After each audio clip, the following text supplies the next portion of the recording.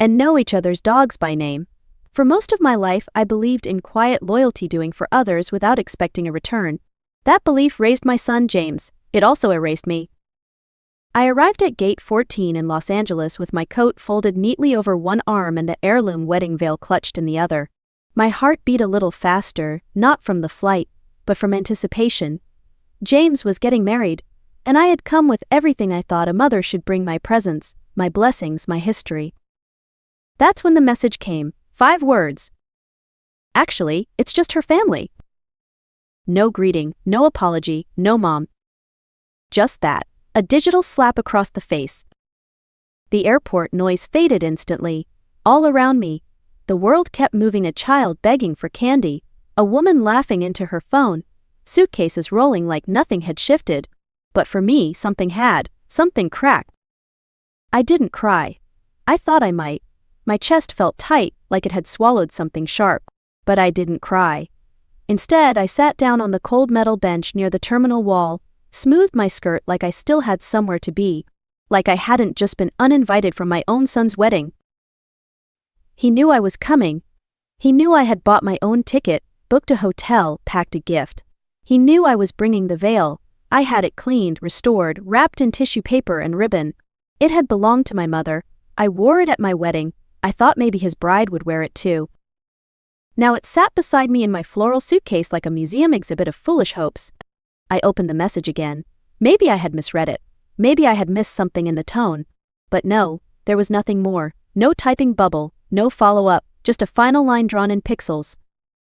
I zipped up my coat, stood slowly, and walked to the taxi line. The driver, a young man with tattoos curling out from his sleeves, asked if I was in town for the wedding. I smiled, a little too tightly. Not anymore, I said. The ride to the hotel was silent. That's when I realized this wasn't just about a wedding. It was about a choice. And for the first time in years, I was about to make mine. The hotel room was quiet, the kind of quiet that wraps around your shoulders like a coat you didn't ask to wear. I stood in the middle of it, hands still clenched, not knowing what to do first. The window overlooked a parking lot and a strip mall, hardly the view I imagined when I booked it with so much hope. I unpacked methodically. The dress came out first, midnight blue with pearl buttons, chosen to be dignified but understated. Then the box with the veil. I laid it gently on the bed, as if it were sleeping. The ribbon remained tied. I didn't have the heart to open it again. Next came the card, the check, and the locket I'd planned to give the couple, a gold oval engraved with their initials, ready to become part of their beginning. But that beginning no longer included me? I didn't weep. I sat down instead, in the armchair by the window, and stared out at a pharmacy sign blinking across the lot. I had raised a boy who used to draw me hearts on construction paper and hug me tight at the school gate. Somewhere along the line, that boy had grown into a man who no longer wanted me at his table. It hurt in a way that had no volume, a quiet rupture, a grief with clean edges. When the sky began to turn from afternoon gold to gray, I stood up and walked to the desk. There was a notepad beside the phone, the kind every hotel stocks but no one uses. I tore off the first sheet and wrote a list. Only 2 items. 1. Cancel the transfers to James. 2. Call Margaret. Margaret was my lawyer. I hadn't spoken to her in over a year, not since I updated my will after George passed. But now, suddenly, I knew exactly what I needed to say. If my son no longer saw value in having a mother, then he would no longer benefit from being her heir. I folded the veil back into its box carefully, tenderly, like a goodbye. I placed the locket inside. The card too. But this wasn't mourning. This was resolve.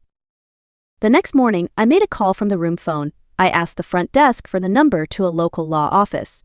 The young man who answered was polite, cheerful even, and gave me 3 options. I chose the second one without knowing why.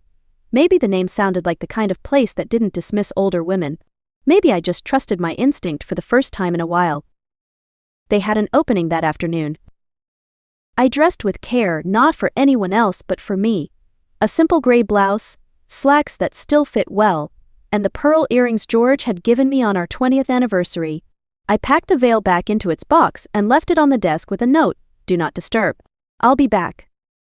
But I took the envelope with the check and the locket. I wasn't done deciding what to do with those yet. The law office was upstairs from a dry cleaner, tucked in an aging beige building with no frills. But the woman who greeted me had silver hair, a steady gaze, and the kind of presence that made you want to sit up straighter. "Miss Whitney," she asked, "I'm Anne." We shook hands. Her grip was firm. "I need to update my will," I said as soon as we sat down, "and establish a trust." Anne didn't ask why. She just nodded and poured me a glass of water. "I want to remove my son, James Whitney, as beneficiary," I continued. "Entirely. And I want everything to go to my granddaughter." She looked up. "May I ask why?" "Because she's the only one who's never lied to me, and because I refuse to leave my life's work to someone who deleted his own mother like a spam email." No pity in her face, no surprise, just professionalism, and maybe beneath that, understanding. "Does your granddaughter have a legal guardian?"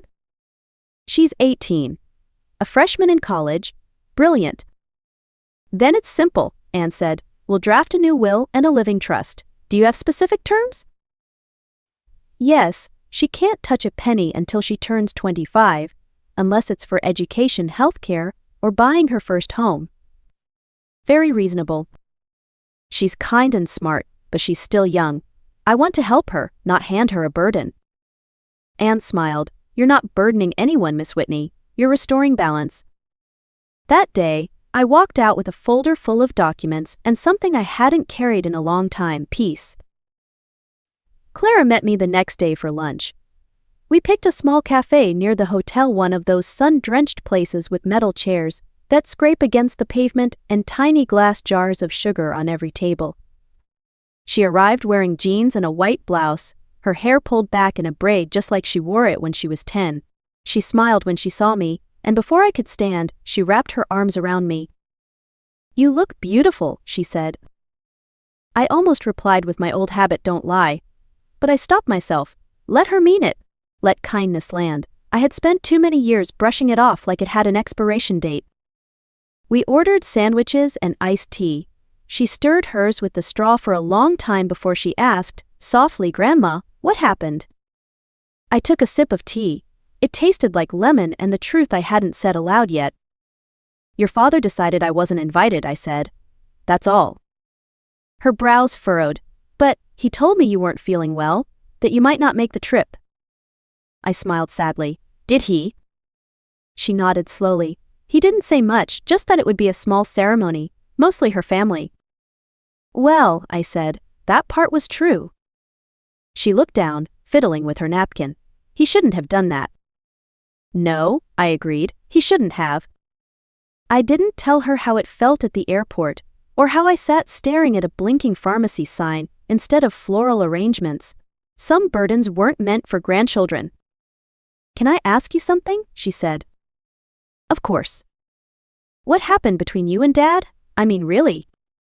That question sat between us like a stone. "It wasn't one thing," I said at last. "It was 1,000 small things.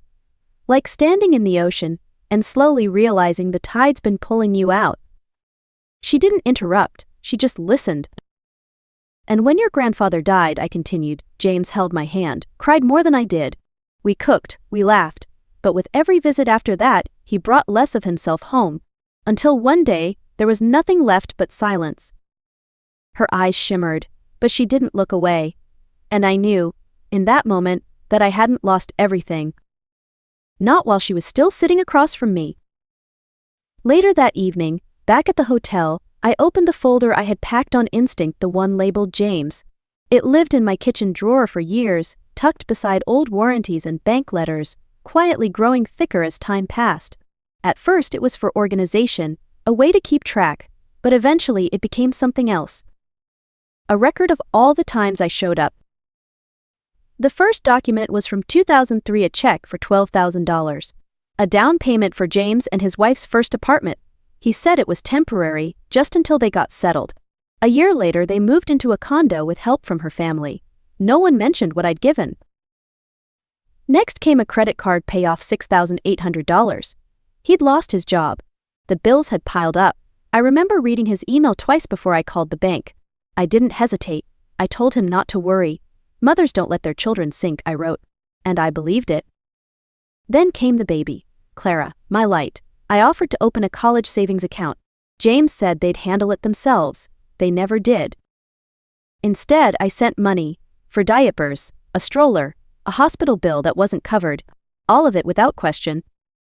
In 2011, he tore a ligament in his knee. Not enough paid time off, he said. The insurance deductible was high. I wired $2,300. In 2015, their second car broke down, not the fancy one his wife drove, the one they used for errands. I paid for the repairs. A year later, the roof leaked. He called past midnight, voice low like he didn't want her to hear. Mom, I hate to ask. He didn't hate it. I wired $8,000 that morning. Over 20 years, I had given more than $57,000. Not counting Christmas gift cards, flights to visit, groceries I quietly stocked in their fridge. Not counting the winter coats I bought for Clara every year until she turned 17. Not counting the laptop I sent when she needed one for school. None of it was about the money. Not once. If he had said thank you, just thank you, it would have been enough. But somewhere along the way, it stopped being help and became expectation, a quiet tax on being a mother. The folder didn't make me bitter. It made me clear. This wasn't imagined. It was real. It was there in black and white. Love offered, love ignored. People say love doesn't keep score. Maybe that's true. But dignity does. And I was finally ready to honor mine. The morning of the wedding arrived like any other. Sunlight filtering through the curtains. A light breeze teasing the palm leaves outside my window. There was no ache in my chest, no grand sadness, just quiet. I didn't wear the navy dress I'd brought, the one meant for the ceremony. Instead, I chose a soft gray blouse and slacks, comfortable, presentable, unremarkable. I wasn't dressing for anyone's approval anymore. The venue was a private estate on a hill. I had the address. Clara had mentioned it once in passing, not realizing what she was giving away. A taxi dropped me off a block away. I didn't walk toward the gate. I didn't need to. Across the street, under the shade of a jacaranda tree, I found a bench. And I sat. The guests began arriving, pastel dresses and pressed shirts, laughter floating like music through the air. A man in a golf cart parked near the entrance. Two women in matching silk gowns adjusted each other's hair. A photographer gave directions as couples posed under ivy-covered arches. Then I saw him. James. He stepped out of a black car, laughing, polished. His tuxedo fit perfectly. His hair was parted just the way I used to comb it when he was a boy. Water and fingertips and care. He didn't glance toward the street, didn't scan the crowd, didn't look back. And yet, I didn't feel shattered. I felt removed. Like watching a movie I'd once been cast in, now played by someone else. His bride appeared moments later, all grace and confidence. She slipped her arm through his and said something that made him smile. They looked picture perfect. But I knew better. Pictures only capture faces, not truths. They walked toward the ceremony. Guests rose to their feet. Music swelled. And I remained seated, invisible and whole. 22 minutes. That's how long the ceremony lasted. I know because I counted. The applause came, loud and unbothered. The kind people give when they believe everyone worth noticing is already in the room. They were wrong. I stood then, brushed a few jacaranda petals from my lap, smoothed my blouse, turned and walked away. Not angry. Not erased. Just free. That evening, the sun dipped low behind the rooftops across from the hotel. I sat at the desk, the one with the tiny notepad and complimentary pen, and pulled out a sheet of hotel stationery, cream-colored, faint blue border. I uncapped the pen, not to write a message that would change anything, but to put something into the world that I could no longer carry in silence. At the top, I wrote his name. James. Not Jimmy, not sweetheart, just James the man, the one who had made a decision, and now, he would hear mine. I wrote slowly. I arrived Thursday, as planned. I brought the veil. The gift, the dress you'll never see. I sat at gate 14, full of hope, and received your message just before baggage claim. Actually, it's just her family. I waited. I thought maybe you would follow it with something. I'm sorry. Let's fix this, please still come. But nothing came. So I made my own plans. I stayed at a hotel. I walked the city. I ate a cinnamon roll alone on a bench, and felt more dignity in that moment than I have in years. I thought about what it means to be a mother. I thought about all I gave time, love, money, memories. I remembered dinosaur-shaped birthday cakes and spelling bees, sleepless nights with fevers and scraped knees. You were never unloved, but somewhere along the way you decided I no longer belonged. I wasn't polished enough, not the right image. I embarrassed you. I came from a world you tried to outgrow. I don't resent your success. I celebrated it. What I mourn is the way you stopped seeing me as part of your story. I've canceled all transfers, removed your name from my accounts. Clara is now the sole beneficiary, not because she asked, but because she never pretended I didn't exist. If one day you look in the mirror and wonder what you lost, let this letter remind you, you didn't lose me. You chose to walk away. I wish you peace, and I wish you honesty. I signed it with the name I used to write on permission slips and Christmas tags. Mom? Then I folded it, placed it in an envelope, and left it on the corner of the desk. Not to be mailed, not yet. But it existed now. So I could move on. I flew home on a Tuesday. Same airline, same suitcase, but everything felt different. There was no weight pressing on my chest as I walked through the airport this time. No desperate hope tangled in my coat sleeves. Just me, steady and calm, returning to a life that finally felt like mine. The flight was quiet. I sat by the window, stared out at the clouds, and let my thoughts drift not to James, but to Clara. To the girl who had met me for lunch, asked hard questions, and listened without flinching. Her presence, quiet and sincere, had anchored something inside me. When I landed in Minneapolis, the sky was low and gray, the kind of sky that doesn't demand anything of you. I took a cab home. The driver didn't speak much. I appreciated that. Stepping through my front door, the creak in the floorboards greeted me like an old friend. The air smelled faintly of lavender and dust, the scent of real life. I didn't rush to unpack. I walked slowly through the rooms instead. The kitchen, with its chipped tile. The living room, where George's old recliner still sat under the lamp. The bedroom, where a photograph of James as a toddler still stood on the nightstand, him smiling, holding my hand. I didn't touch it. I didn't turn it down. I just let it be. Later that night, I made myself my tea. Chamala and mint with a spoonful of honey in the mug Clara gave me that said "World's okayest mom." A joke, but it made me smile. I sat by the window and watched the afternoon light soften into evening. Then, for the first time in a long while, I opened the drawer that stuck on the left side. I pulled out the folder labeled James. One by one, I fed the pages through the shredder, slowly, carefully. Not out of spite, but release. A ritual to mark the end of a season, to say I tried, I gave, I am done now. And when it was finished, I tied up the shredded paper in a bag and placed it by the back door for trash day. It felt light, considering how much life it had carried. And I felt light, too. It's been 3 months since the wedding. The seasons here turned slowly, without drama. The trees deepened from pale green to their full summer shade, and my garden bloomed again, lilacs this time, and a few stubborn tulips I thought wouldn't return. I spend more time outside now, not to busy my hands, not to escape, just to breathe, just because I want to. I water the plants, watch neighborhood children ride their bikes too fast, big things no one asked for, and I rest. Not out of fatigue, but out of a deep exhale I didn't know I'd been holding for years. Clara calls sometimes. Sometimes she stops by. We don't talk about the wedding anymore. That part of the story has closed. We talk about her courses, the boy she's unsure about, a book she's loving. She brings me coffee, leaves wearing one of my old cardigans, hugs me longer than necessary. That's our rhythm now. Not a replacement, a beginning. James hasn't called, not since the message I deleted the day I got back. Hope you're okay. Ceremony went well. That was it. I read it once, then let it go. I don't expect more. I don't wait.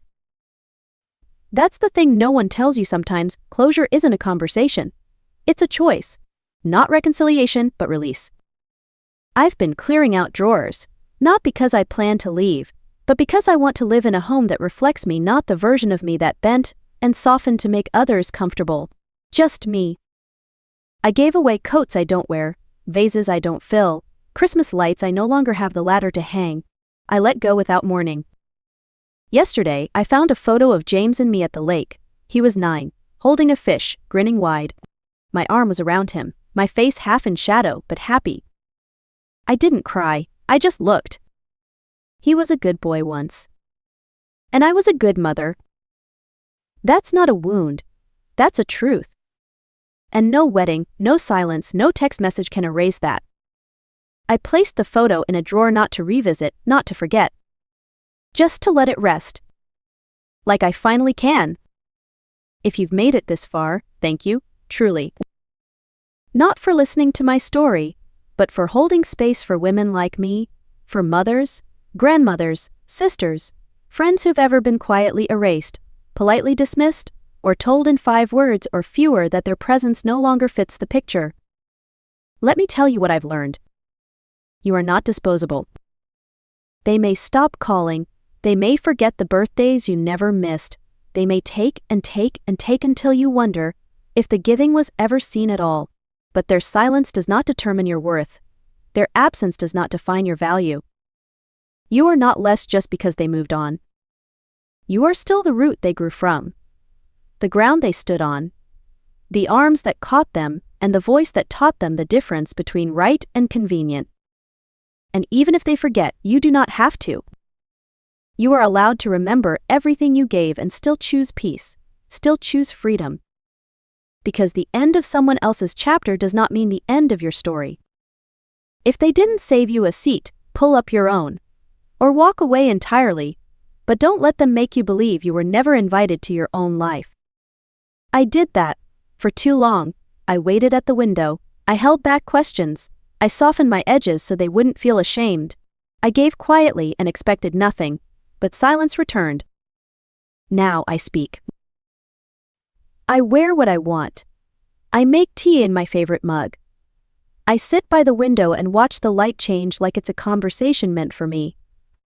Clara and I were not a dramatic reunion, we're a gentle beginning, and that's more than enough. So if this story touched something in you, if you've ever been the one left off the guest list, left out of the photo, left behind by someone you once held in your arms, I hope you know this. You are not broken, you are not forgotten, and you are not alone. Start again, choose yourself, even now, especially now. Eat the cinnamon roll. Shred the old accounts. Write the letter, even if you never send it. And walk forward, not bitter, just whole. If you see someone else sitting alone with a suitcase full of love and nowhere to place it, say the words I long to hear. I see you. Because